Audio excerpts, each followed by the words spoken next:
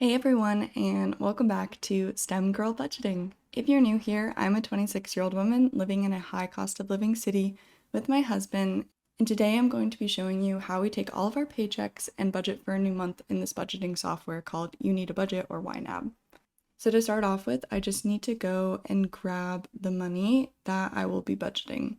So the way this budgeting software works is every time that you get paid, that money shows up to ready to assign so that you can put it into specific categories to spend from. And what we like to do in my household is we take all of our paychecks and we put it into this category called next month.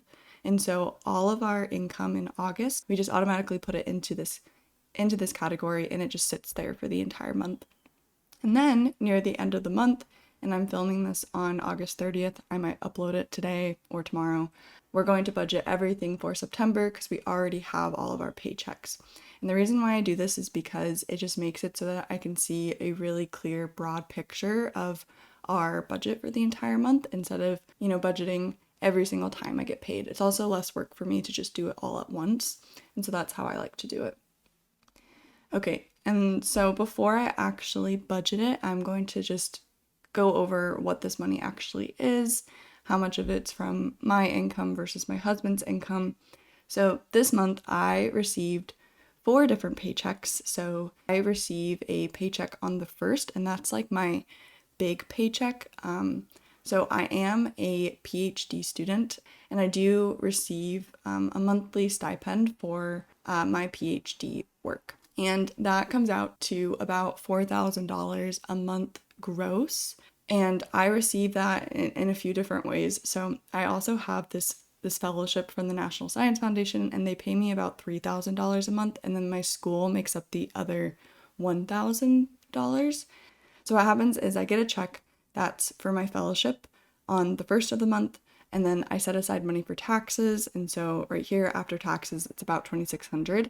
And then I would normally get 2 paychecks that are a little bit less than $500 a month bi-weekly, but August was a 3 paycheck month for me, so there was 3 bi-weekly checks. And I also picked up this side TA position, and so I'm going to be TAing a course this fall, and they already started paying me in August for some of the prep work that I'm doing, so I just get paid a flat additional, it's about like $300 a week that I get on top of my normal stipend. So this would be the normal amount that I would get bi-weekly, but I started getting paid for this TA position, so I got a partial TA check here, and now I'm getting my full TA check here. And so this is the rest of my PhD stipend plus my TA stipend. And so now, from now on, for the rest of the fall, I'll be getting 1 paycheck that's about this amount, and then I'll be getting 2 paychecks that are about this amount. I hope that makes sense, but that's why I'm getting paid a little bit more than I usually would this month, is because I picked up that TA position, and it was also a 3 paycheck month, and so that's why it's a little bit higher. And so my total income for this month, for my portion, was $4,772. And then my husband, he is a 1099 contractor, so he's self-employed. He gets paid a flat $10,000 a month from the client that he works for, and we set aside money for taxes, so this is the money after taxes. And so this is before we still have to pay for his health insurance, his retirement, his HSA, everything like that, and I will show you that as we budget for September.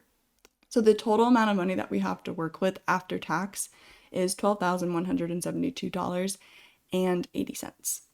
So now let's jump into the budget portion of it. I'm going to go ahead and close this section out just so it's a little bit easier to see.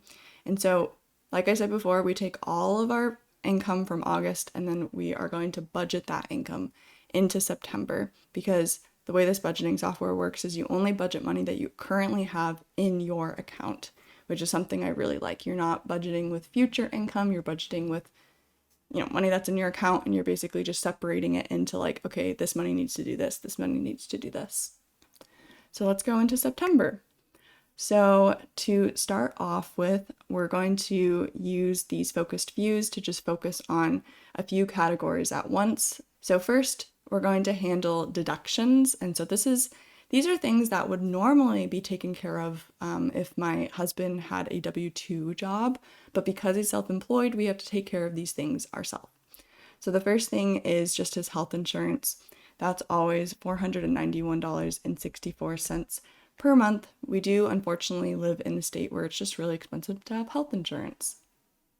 And then he is on a high deductible health plan, and so we chose that so that he could max an HSA as well, and we actually invest all of those dollars and count it towards our retirement savings.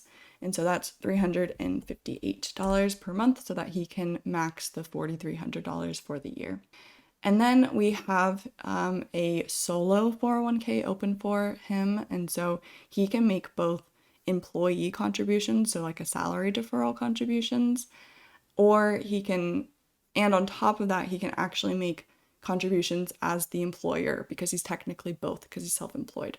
But we want to make sure that we max out the salary deferral part, which for this year is $23,500.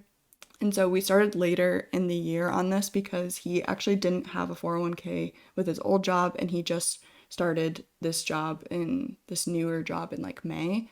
And so we're trying to catch up. But after this assigned amount, we have done over $14,000 and we have less than $9,500 to go, which is great. Okay, now I'm going to go through what our fixed expenses are. So these are fixed expenses that come out every single month. And obviously we need to make sure we have money set aside for these. So first is our rent.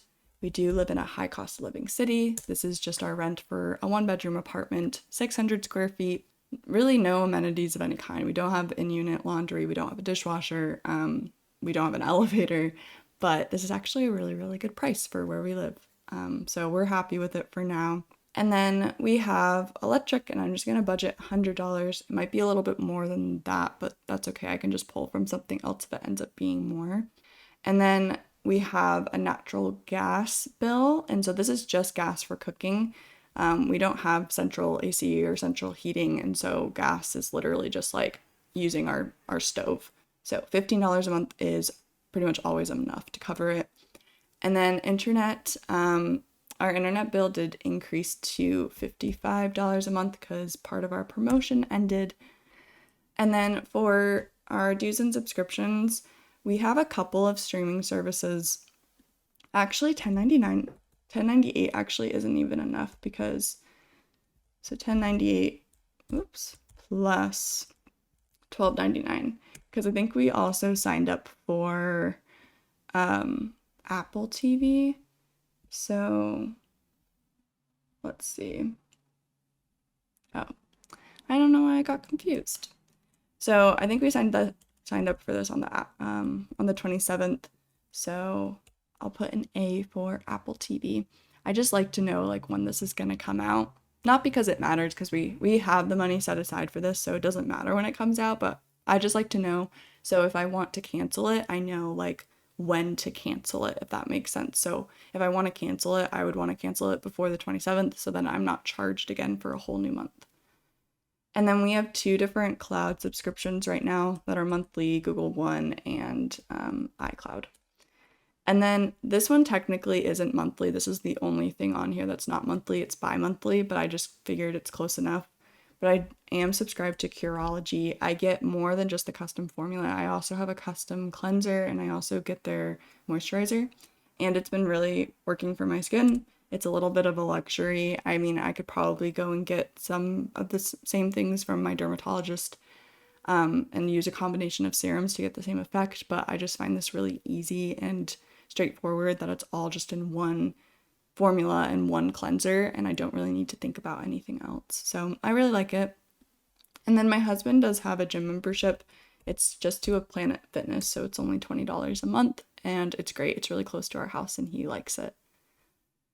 Okay, now I'm going to take care of our non-monthly expenses. So instead of worrying about when these expenses happen and just funding them in the month that they happen, even though that would be a lot of money, instead we just break all of these up monthly, and so then we're prepared when we have to pay for these things.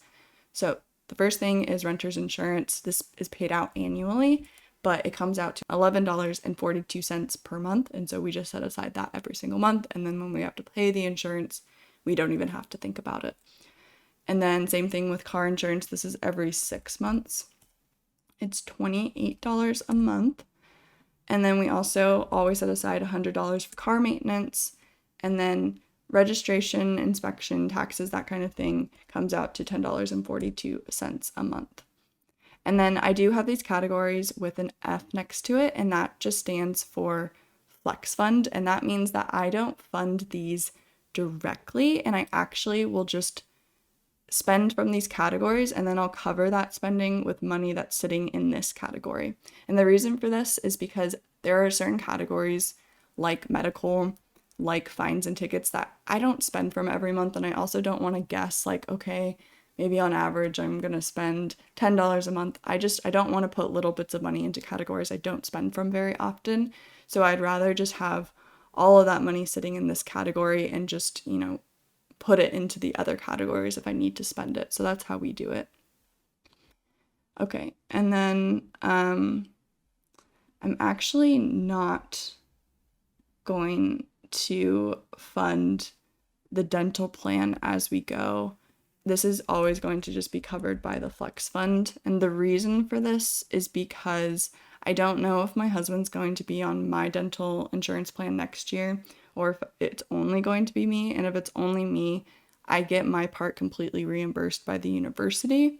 So, and it's only like $500 for me. And so I'm actually just not going to worry about it for now. And if we do need to put my husband on my insurance again, we'll just figure it out.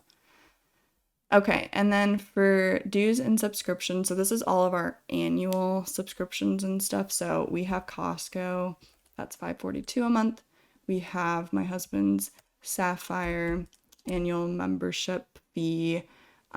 We both use Mint Mobile, and so we pay for our phone plans at different times. My husband's is due next month, and that will come out. We have a little bit of a credit, so it's a little bit cheaper. So this will be we'll have to save a little bit more per month moving forward. And then we have my ring insurance. We of course have YNAB, my husband's website domain, and then we have my phone plan. And again, this will go up after December because we do have a little bit of a promotional credit for this time around. And then we always set aside money for Christmas, just so that we have money so that we can buy gifts for everyone. And then we budget separately for travel to see family and travel for us. So general travel is like if we're going to go on a trip just like us two, or if we're going to go attend like, a friend's wedding or like something like that.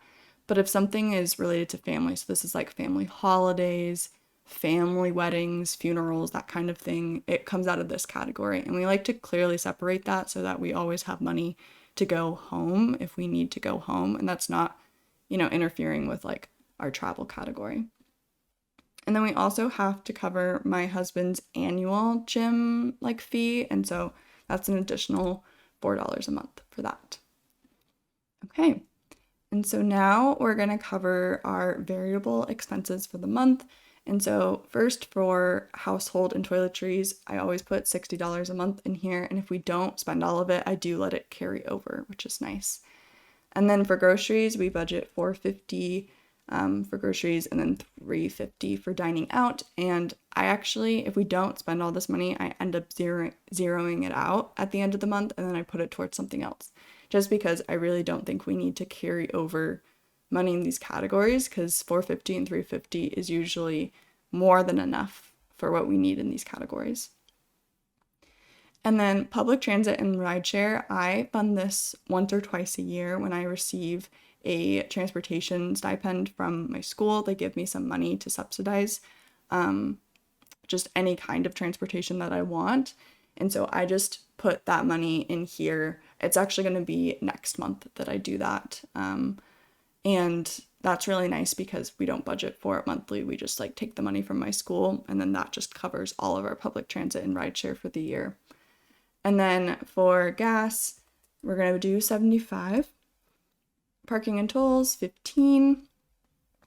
Gifts, so this is just gifts for anything that's not Christmas, 75. And then charity, we're budgeting $450 a month. We're letting this build up while we decide which organizations we want to support this year. And then for us to do, things together, dates and activities and stuff, $100. And then we have our own category groups for our own personal spending, which I really, really like. So for me, I get $275 across all of my categories, and my husband gets $200.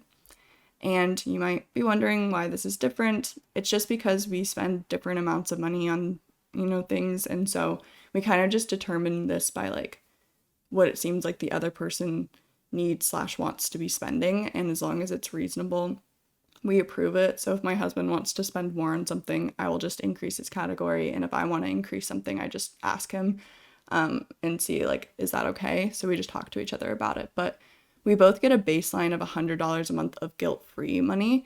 And then these other categories like clothing, fitness, and beauty, and for him that would be clothing, fitness, and haircuts.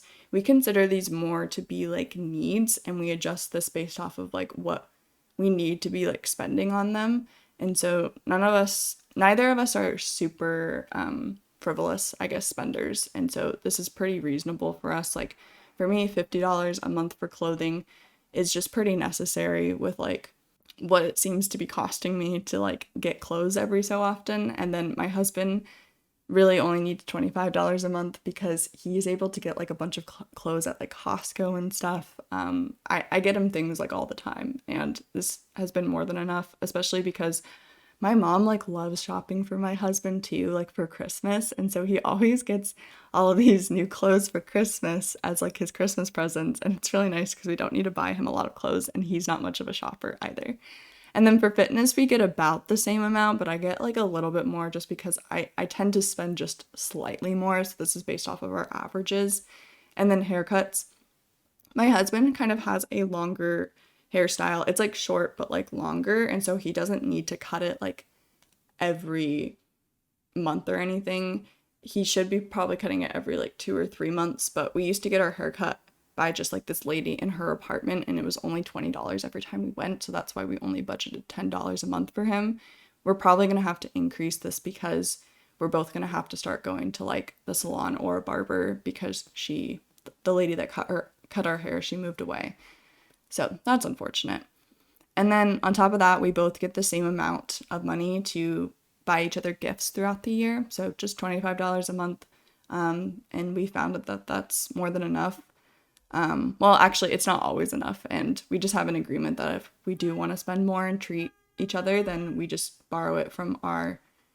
take it from our guilt-free money. Okay. So now we have all of those different expenses covered, and the last category here is invest and save.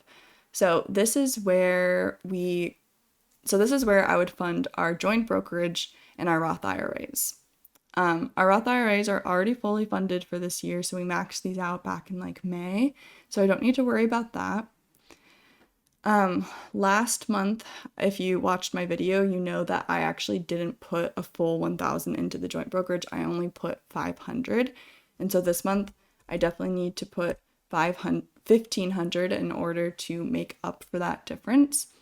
And then my husband, so I already explained solo 401ks and how you can both make contributions as the employee and then also the employer, and that has like a separate contribution limit. And so we're going to put additional money into this profit sharing like contribution that we're going to make in 2026. So I just want to start putting aside some money for this so that we're ready to do that. And I think I decided on 500. Yeah, we're going to do 500 for this. So then by the end of the year, that should get us to 2,000. And then I think that our contribution is going to be closer to 3,000, but we can definitely do that in 2026 just before we file our taxes. Yeah, so I think we're going to do 500 for now. I might increase that later. But anyway, that's for 2026. Once we've kind of figured out what our total income is and taxes, we're going to make an additional profit sharing contribution. And then there's actually more money left over here than I thought there would be, because there was a few expenses that I think I decided not to fund right now. And so I could put all 1,000, let's see how that feels. Because I'm trying to get this back up to being between 3,000 and 4,000, which now it is, because we needed to use the flex fund for a couple of things. So the last couple of months we've just like been building this back up, and I would feel comfortable leaving it at about 3,600. That's pretty good. And like I said before, we use this to cover like less frequent expenses. We also use this for like if we need to buy like furniture and decor, or like, yeah, medical, that type of thing. And yeah, I think that's probably fine to leave it there. Yeah, okay. I'm just going to put all 1,000 into this, and then that will be a nice amount of money, because my husband's out-of-pocket max for medical is actually closer to 4,000. And so I do like having like a hefty amount in this flex fund in case we do need to cover something like a lot of medical expenses. So yeah, that is our budget for this month. Oh, sorry, did not mean to do that. But you can see here, if we go back to all categories, all of the categories are now green, fully funded, and ready to go for the month of September. And you can see here that I've actually already started putting paychecks in for September, and that's because we're paid most of our income on the first of the month. But because the first of the month, this for September, is on Labor Day, we actually got, 2 paychecks in like on August 29th, yesterday on Friday. So yeah, this is actually already like most of the money that we're going to budget for next month anyway. But yeah, we're ready to go for September. I will budget again for October at the end of September, and so on. If you're interested in these types of videos, please subscribe. In a couple of days, I will be doing a overview of what we spent in August and where our money went and what we invested and everything like that. So please look out for that. Thank you so much for watching. I will talk to you guys later. Bye.